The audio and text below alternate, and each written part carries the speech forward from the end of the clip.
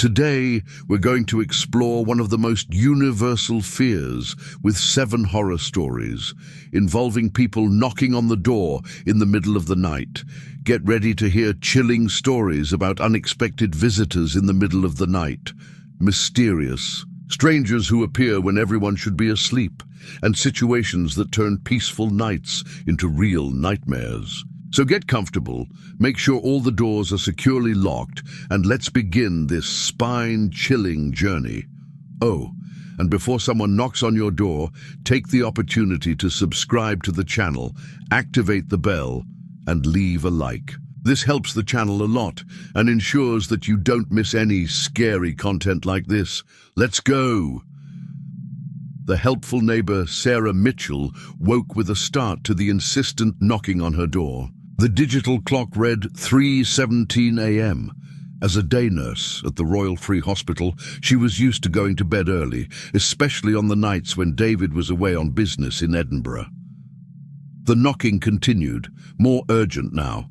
Sarah put on her dressing gown and went downstairs to the Victorian house they had shared for 3 years. Through the peephole, she saw a man of about 40, dark hair and a desperate expression. "Please," he said through the door. "I'm your new neighbor at number 42. My wife is very ill. I need medical help." Sarah hesitated. He knew the neighbors on the quiet Hampstead Street well, and House 42 had been empty for months since the Morrisons moved in. "What's the matter with your wife?" he asked, keeping the security chain. "She's having seizures. I can't call emergency services.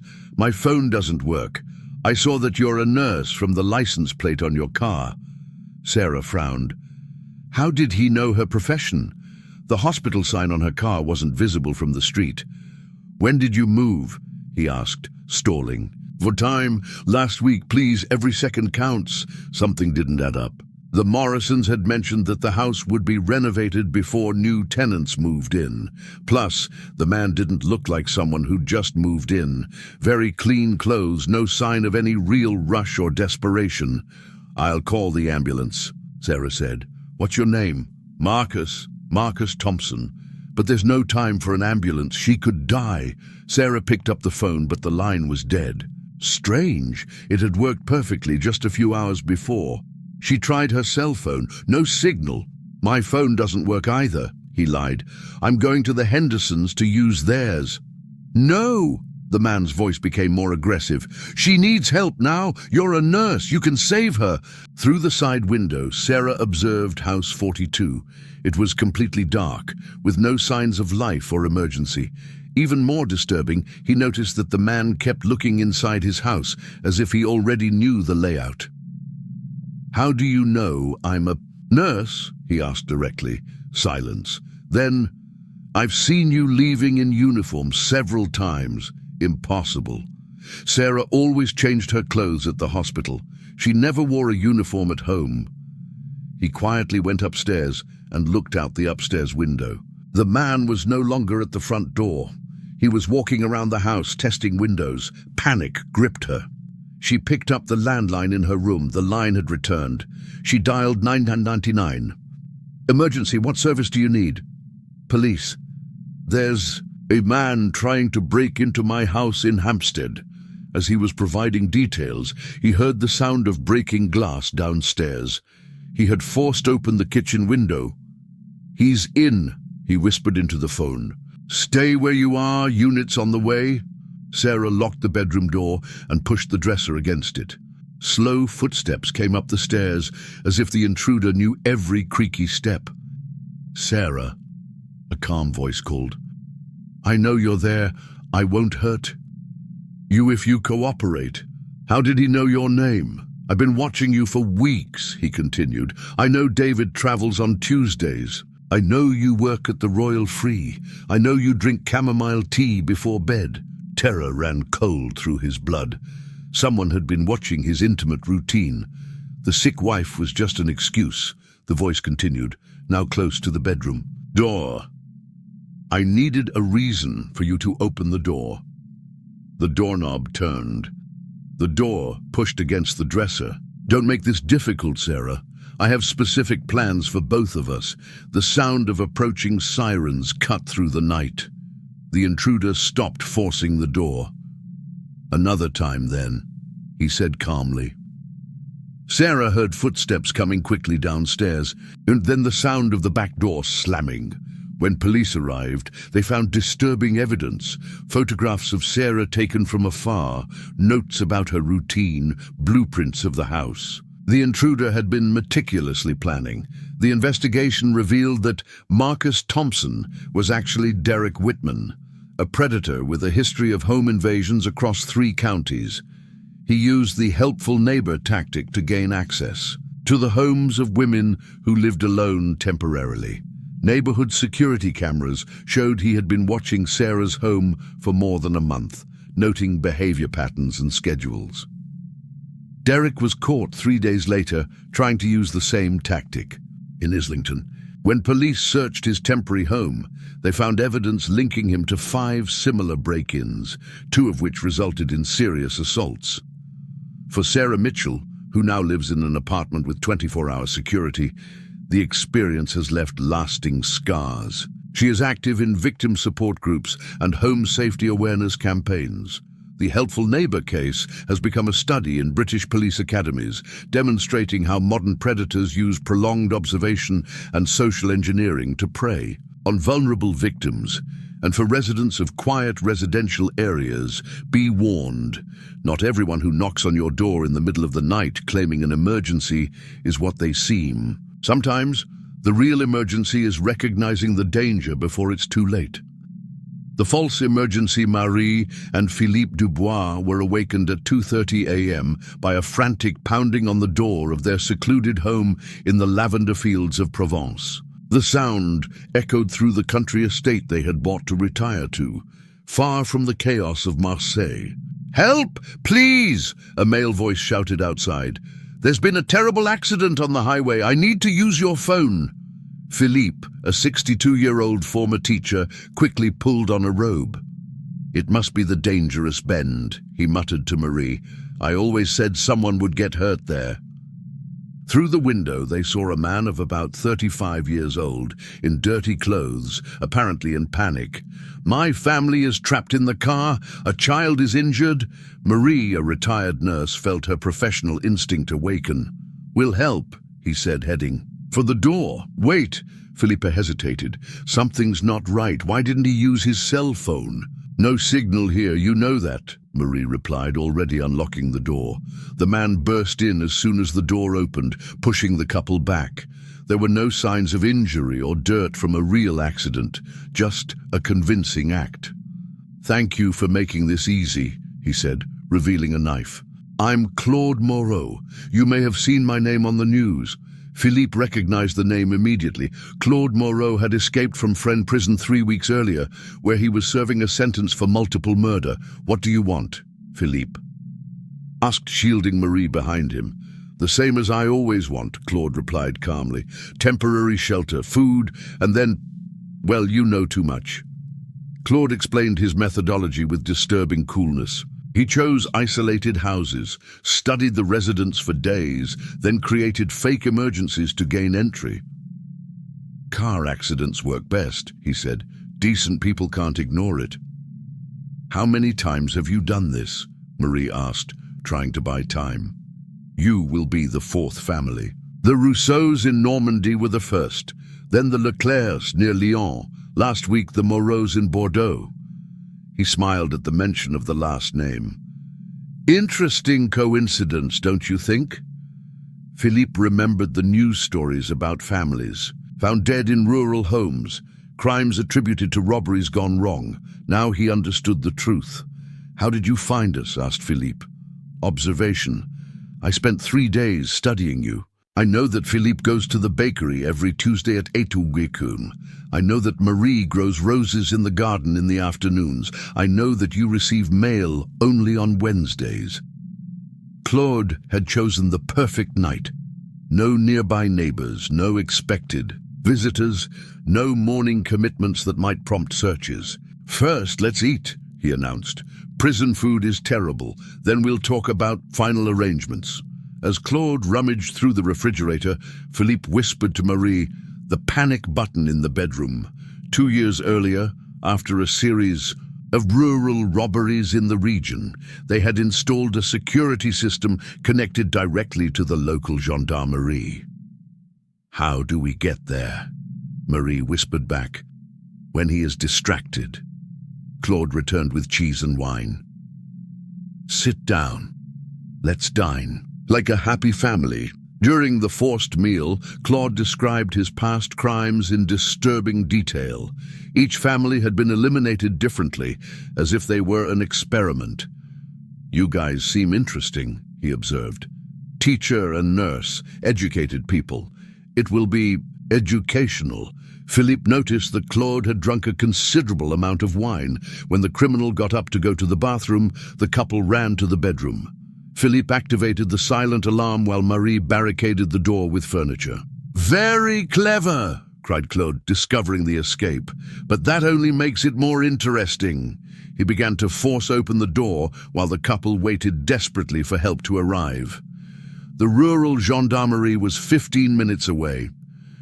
"Do you know what happened to others when they tried to be smart?" shouted Claude.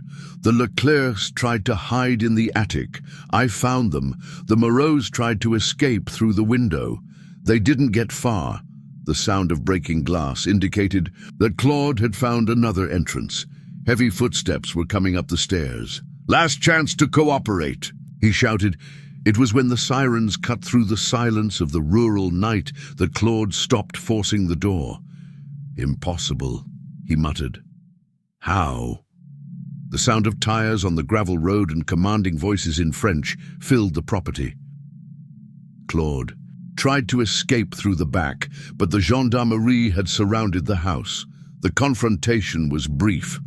Claude, drunk and disoriented, was captured without further resistance. The subsequent investigation confirmed that Claude Moreau had used the fake emergency tactic on multiple occasions. Evidence found in his backpack included maps of isolated rural homes and notes on family routines. The Rousseau, Leclerc, and Moreau families were found dead on their properties, all victims of the same methodology. Claude had perfected his technique over months.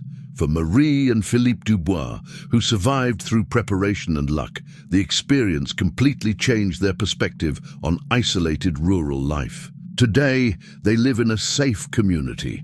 The false emergency case led to changes in safety recommendations for French rural homes, including protocols to check for emergencies before opening doors. And for residents of isolated areas, be warned, not every nighttime emergency is real. And human compassion can be exploited by predators who transform our kindness into fatal vulnerability.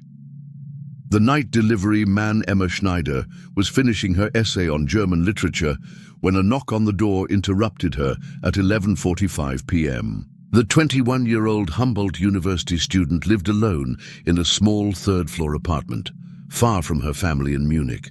"Urgent delivery for Emma Schneider," a male voice shouted through the door. "Medicine for your grandmother Greta." Emma froze. Her grandmother Greta really was sick, having been hospitalized in Munich for a week with pneumonia.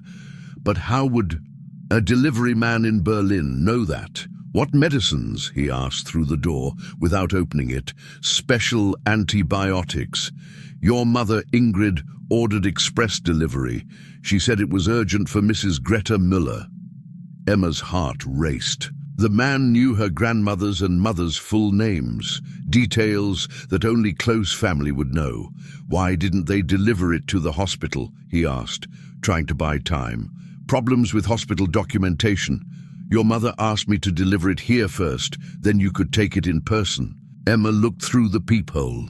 A man of about 30, in a blue delivery uniform, holding a cooler. He looked legitimate, but something was bothering her. "Can I see the company ID?" he asked. The man held up a badge that looked authentic. "Med Express, 24/7. Your mom paid extra for overnight delivery. Leave it at the door. I'll pick it up in a few minutes." "I can't. These are controlled medications. I need a personal signature." Federal regulation. Emma hesitated. Her grandmother really needed urgent medication, but why hadn't her mother called to let her know? "I'll call my mum first," he said. "Please, miss, it's almost midnight. I have other deliveries. Your grandmother is waiting." The urgent tone was convincing, but Emma decided to check. She called her mother, who answered sleepily. "Mum, did you order medicine for Grandma Greta?" "What?" "No, dear, why do you ask?" "There's a delivery man here saying you ordered special antibiotics." Silence. Then, "Emma, don't open that door. I didn't order anything. Grandma is getting treatment." At the hospital. Emma hung up, panic rising. The man was still outside, but now she could hear whispers. He was talking to someone on the phone. "She's suspicious," he heard through the door. "She may have called to check." Emma picked up her cell phone and started dialing the police when the knocking started again, more insistent. "Emma, I know you're there. Open the door. I have important information about your family." "Go away or I'll call the police," she shouted. "I know about your brother Klaus too, and about the accident your father had at work last month." Emma froze. How did he know about her father's accident? It had happened 3 weeks ago, and she had only mentioned it to close friends. "I know about your scholarship, about your part-time job at the bookstore, about your boyfriend Stefan who is studying." Medicine. Every detail was correct. Emma realized with horror that someone had collected intimate information about her life. "How do you know these things?" he asked, keeping his distance from the door. "Social media is so revealing, Emma. Your posts about family, college check-ins, photos with Stefan, you share so much." Reality hit her like a punch. Someone had studied her online profile meticulously, gathering information to create a compelling story. "What do you want?" he asked, already dialing 110 on his cell phone. "Just talking, meeting you in person. I've been watching for months." Emma completed the emergency call as the man continued talking. "I know you're lonely on Tuesdays. I know you order Chinese food every Friday. I know you study in the library until late." "Police? I need help. There's a man trying to break into my apartment using false information about my family." "Address?" asked the operator. Emma provided the details as she heard the man outside talking urgently to someone on the phone. She called the police. "We need to go." Quick footsteps came down the stairs. Emma heard a door slam downstairs. When the police arrived 15 minutes later, they found only an empty box abandoned in the hallway. No medicine, just old newspapers. The investigation revealed that MedExpress 24H did not exist. The uniform and badge were convincing forgeries. More disturbingly, analysis of Emma's social media profile showed that someone had been systematically collecting information for months. Security cameras in the building captured images of the suspect, identified as Martin Keller, a predator. With a history of stalking and home invasions, he used information from social media to create convincing scenarios and gain access to the homes of young women. Martin was caught 3 days later trying to use the same tactic on another student.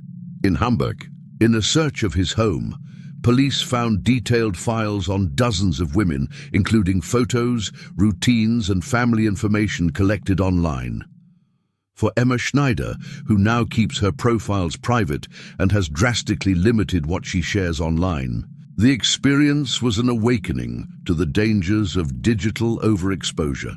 The night delivery man case has become a case study in German cybersecurity programs, demonstrating how modern predators exploit voluntarily shared information to create convincing threats. And for social media users, especially young people living alone, be warned. Every detail shared online could be a piece in the puzzle that predators use to turn your digital life into a real vulnerability. Hey guys, the stories of people knocking on doors in the middle of the night are still creepy, aren't they? If you're enjoying these scary stories, take a quick break, subscribe to the channel, and leave a like. This really helps the channel grow and motivates Me to keep bringing you more spine-chilling content. Now let's get back to the next stories. There's still a lot of scary stuff ahead. 4. The lost child James McLeod was awakened at 2:15 a.m. by a soft, hesitant knock on his front door. The 38-year-old engineer had been living alone since his divorce on a quiet residential street in Glasgow. At first, he thought he had dreamed it, but the knocking continued, faint, almost timid. Walking down the stairs, James heard a childish voice through the door. "Please, sir, I'm lost and very cold." Through the peephole, he saw a small hooded figure, apparently a child of 7 or 8 years old. The temperature outside was below freezing, with snow falling. "Where are your parents?" he asked through the door. "I don't know," the trembling voice answered. "I was playing in the park and got lost. I'm very cold." James hesitated. As a divorced father with limited visitation with his own daughter, protective instincts overcame caution. He opened the door. The child quickly entered, keeping his hood pulled up. "Thank you, sir. May I warm myself up a little?" "Sure," James said, closing the door. "I'll call the police to find your parents." "No need," the child replied, removing his hood. James froze. The face staring back at him was that of an adult, mature features, calculating eyes, stubble. The child was a man with dwarfism, wearing children's clothing. "Thank you for making it easy," the man said, his voice now normal. People always open their doors to lost children. Before James could react, the front door opened. A second man, tall and burly, entered silently. He had been waiting outside. "Good acting, Danny," said the tall man. "It worked perfectly again." James stepped back, trying to process the situation. "What do you want?" "Initially?" "Your valuables," replied Danny, the man with dwarfism. "But now that you've seen us, well, that complicates things." The tall man, who introduced himself as Eddie, explained their methodology. Danny knocks on the door, pretending to be a lost child. No one resists. I wait in hiding. When the victim lets Danny in, I follow. "It's been working for 2 years," Danny added proudly. 17 houses so far. People see kids, they turn off. And their brains. James realized the sinister implication. What happened to the other victims? "It depends," Eddie replied coldly. "If they cooperate and can't identify us, we'll just rob them. But you've seen our faces." Danny methodically searched the house, collecting electronics, jewelry, and money. "This one's got some good stuff, Eddie. New TV, expensive laptop." "Great. Finish quickly." James tried to negotiate. "Take everything. I won't tell the police." Eddie laughed. "Of course you won't, but not by choice." As Danny continued looting, James noticed Eddie was distracted, looking out the window to check for any awake neighbors. The fireplace was lit, with an iron poker within reach. "Can I sit down?" James asked. "I'm feeling sick." "Stay where you are," Eddie ordered, but without looking directly. James moved slowly toward the fireplace. When Eddie finally looked, James had already grabbed the poker. "Eddie!" Danny shouted, but too late. James hit Eddie in the head. The big man staggered, but didn't fall. Danny ran toward James, surprisingly agile, but James managed to push him against the wall. In the ensuing struggle, James managed to reach the phone and dial 999. Eddie, recovering, tried to stop him, but James had already shouted his address to the operator. "Police on the way!" James shouted. Danny and Eddie exchanged looks. "Let's go," Eddie said. "It's not worth the risk." They fled through the back door, leaving behind some stolen items. Police arrived within 8 minutes, but the pair had disappeared. However, Danny had dropped his wallet during the struggle, which contained fake identification but had real fingerprints on it. The investigation revealed that Daniel Danny Morrison and Edward Eddie Walsh had been operating for 3 years. Using the lost child tactic, Danny, who suffered from dwarfism, exploited his appearance to gain entry into homes. Of the previous 17 cases, 5 victims had been found dead, all of whom could identify the pair. The other cases were classified as simple robberies, with no apparent connection. Danny was caught a week later, trying the same tactic in Edinburgh. Eddie remained on the run for 2 months before being arrested in Liverpool. During the trial, it was revealed that the pair specifically targeted single men in quiet residential neighborhoods, where the sound of a lost child would not immediately wake neighbors. For James McLeod, who now has a security system and never opens his door without thorough verification, the experience fundamentally changed his perspective on trust and vulnerability. The lost child case has become a wake-up call for British safety campaigns, demonstrating how criminals exploit natural protective instincts. And for residents of residential areas, especially those living alone, there is a disturbing lesson. Not every child lost in the middle of the night is really a child, and our compassion can be the key that opens the door to predators who turn kindness into fatal opportunity. The staged accident. The Harrison family were having dinner when an urgent knock on the door interrupted their quiet Sunday evening. Tom Harrison, a 45-year-old accountant, his wife Linda, and their 12-year-old twin children Oliver and Emma, had been living in a detached house in the Canterbury countryside for 8 years. "Please open up!"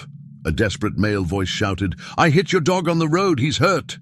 Linda dropped her fork. "Max!" she exclaimed, referring to the family's golden retriever.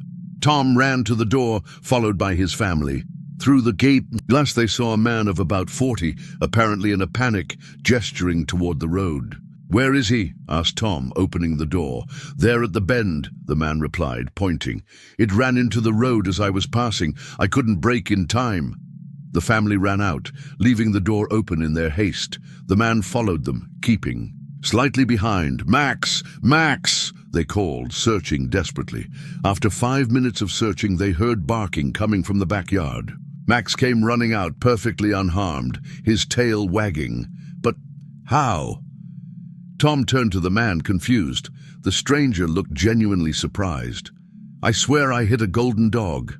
Maybe it ran away injured." Linda examined Max carefully. "There are no wounds, no dirt. It must have been another animal," the man suggested. "In the dark, it's hard to be sure. Sorry for the scare."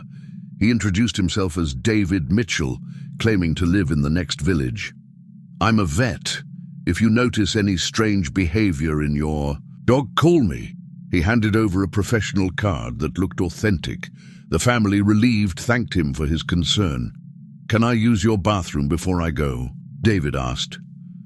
I was shocked. Tom led the way. David spent several minutes inside the house, presumably in the bathroom, but Linda noticed that he had carefully examined the layout of the house as he entered. After his departure, the family resumed dinner, but Tom felt restless. "Something didn't make sense," he commented. "Max was in the backyard the whole time. How could he have run out into the road?" "Maybe it was another animal," Linda said, but she looked disturbed too. The next morning, Tom decided to investigate.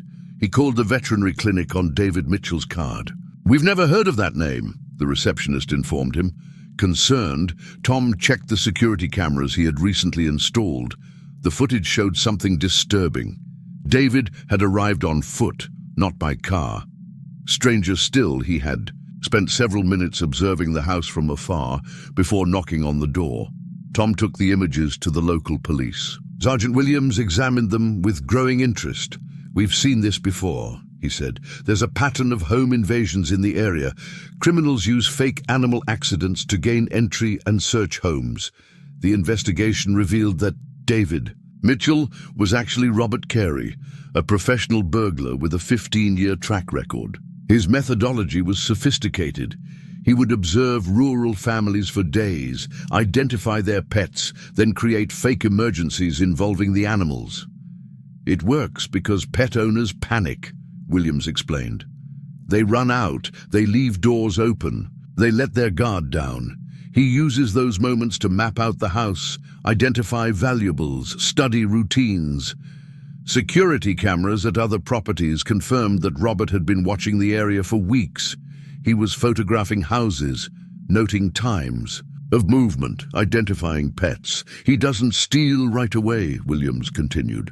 First, he studies. Then he comes back when his family isn't there, knowing exactly where to find what he's looking for. 3 days after Robert's visit, the Harrison family received another scare. An attempted break-in in the early hours of the morning. Cameras captured Robert trying to force open the back door, clearly familiar with the layout of the house. The alarm scared him away, but confirmed the police's suspicions. Robert was caught a week later trying the same tactic at a nearby farm. This time, the family were prepared. They had been warned by the police about the pattern. In searching their temporary home, police found detailed files on dozens of rural families, photographs, house plans, routine schedules, information. About pets, he was meticulous, explained Detective Inspector Davies. Each break-in was planned for weeks. He knew exactly when families left, where they kept valuables, how to get in undetected. Robert was connected to 23 home invasions in 3 counties. His method of using fake animal emergencies had worked consistently because it exploited the emotional bond between families and their pets. For the Harrison family, who now have a beefed-up security system and never let strangers in without thorough vetting, the experience was an awakening to vulnerabilities they had never considered. The staged accident case led to changes in UK rural safety advice, including specific protocols for dealing with emergencies involving pets, and for rural families with animals, be warned, not every emergency involving your pets is real, and the love for our animals can be exploited by criminals who transform our compassion into an opportunity to study our most intimate vulnerabilities. The fake cop Jake and Sophie Morrison were woken at 1:30 a.m. by a firm, authoritative knock. On the door, the young couple, both 26, had only moved to the quiet suburb of Doncaster 3 months ago. "Victoria Police, open up, please!" a confident male voice shouted. Jake quickly put on a t-shirt and went downstairs, followed by Sophie, in her robe. Through the peephole, they saw a man of about 35 years old, wearing what appeared to be a police uniform. "What happened?" Jake asked through the door. "There have been a number of break-ins in the area this evening. We are checking all residences to ensure they are secure," Sophie whispered to Jake. "Why didn't you come during the day? Can I see your identification?" Jake asked. The man quickly produced something that looked like a badge, but would not allow for close examination. "I need to go inside to check for signs of a break-in. Standard protocol." "Wouldn't it be better if you came back in the morning?" Sophie suggested.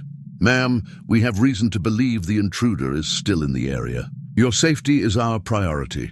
The authoritative tone was convincing, but Jake hesitated. "Can you call headquarters and confirm?" "Mr. Morrison, we don't have time for bureaucracy. Other neighbors have already been checked. You are the last." "How? Did he know their last name?" Jake and Sophie exchanged worried looks. "I'll call 00 to confirm," Jake said. "Do so," the man replied calmly. "But while you're wasting time, the criminal may be approaching." Jake dialed emergency. "Are there any police checking for break-ins in Doncaster tonight?" "We have no records of operations in that area," the operator replied. "What is the vehicle?" "Number?" Jake asked through the door. The man hesitated before answering. "Car 247. "There is no active 247 unit tonight," the operator reported. "Keep the door locked. We've sent a live unit." Jake hung up, panic rising. "You're not a cop." Silence outside, then a low laugh. "Clever," said the voice, now without its official tone. "But that just makes it more interesting." Sophie ran to the living room window. "I don't see any police cars." "Of course not," the voice continued, "because I'm not a cop. I'm something much more dedicated." Jake checked all the locks while Sophie called emergency services again. "You know," the man continued, now walking around the house, "you are the 4th couple this month. The others opened the door immediately. Authority works well with young people. "What do you want?" Jake shouted. "The same thing I always wanted. Entry, control, and then, well, you'll find out." Sophie whispered urgently into the phone to the emergency operator, providing details about the situation. "Unit on the way," he informed. "Stay away from doors and windows." The sound of breaking glass came from the kitchen. The man had forced. "Open the back window. Run to the room," Jake whispered. They quickly went upstairs, locking themselves in the master bedroom. Jake pushed the dresser against the door while Sophie hid in the closet. "Jake! Sophie!" called the voice from downstairs. "Don't make this any harder. I'm very good at what I do." Slow footsteps climbed the stairs. "You know, the Williamses last week tried to hide too. It didn't work." Jake remembered the news about a couple found dead in Richmond. Authorities suspected a home invasion that had gotten out of control. "And the Chens before them," the voice continued, now close to the bedroom. "Door. They also thought they could hide." The doorknob turned, the door pushed against the dresser. "You know there's no escape, right? I've studied this house for weeks. I know every exit." The sound of sirens cut through the night. The man stopped, forcing the door. "Impossible," he muttered. "How did they get here so fast?" Commanding voices in English filled the property. "Victoria Police! Surround the house!" Footsteps ran down the hallway. The sound of the back door slamming indicated an escape attempt.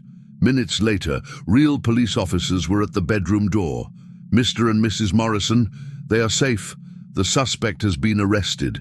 The investigation revealed that the man was Marcus Webb, a serial killer wanted in 3 states. He wore fake police uniforms to gain entry into the homes of young couples. "He studied the victims for weeks," explained Detective Inspector Collins. "He knew names, routines, house layouts. The police uniform was just the final tool. In searching Marcus's home, police found uniforms from several agencies, fake badges and detailed files on dozens of couples. 6 murders have been confirmed to be linked to him. He picked young couples in quiet suburbs," Collins continued. "People who respect authority and don't question police officers. For Jake and Sophie Morrison, who now live in an apartment with 24-hour security, the experience fundamentally changed their relationship with authority and trust." The fake cop case led to changes in Australian police protocols, including mandatory screening systems for late-night home visits and for suburbanites. Be warned, always check police credentials, even when the authority seems legitimate. Real police officers understand and support security checks. Imposters try to discourage them through pressure and manufactured urgency. The emergency call Astrid Larson was finishing her evening tea when the knock on the door surprised her. At 10:30 p.m., the 34-year-old translator had been living alone in an apartment in the Grünerløkka neighborhood since her separation 2 years ago. "Emergency services," an authoritative male voice announced. "We've received a call from this address." Astrid frowned. She hadn't called anyone. Through the peephole, she saw a man in a uniform that looked like a paramedic. "What kind of emergency?" he asked through the door. "You called reporting chest pains and difficulty breathing. We came to check. There must be a mistake. I didn't make any calls. Ms. Larson, we have a call record from 10:15 p.m. Your voice, your address. Protocol requires in-person verification." How did he know her name? Astrid had not identified herself. "I see your identification," he asked. The man flashed a badge through the glass in the door. "Paramedic Eric Anderson. I need to check on you." "I'm perfectly fine." There was a misunderstanding. "Ma'am, I understand your confusion, but we have strict protocols in place. If someone called from your line reporting a medical emergency, we need to confirm that there is no life-threatening risk." Astrid hesitated. The man seemed legitimate. She knew his name and address. Maybe there was a technical problem with the phone lines. "I'll call to confirm," she said. "Sure, call 113.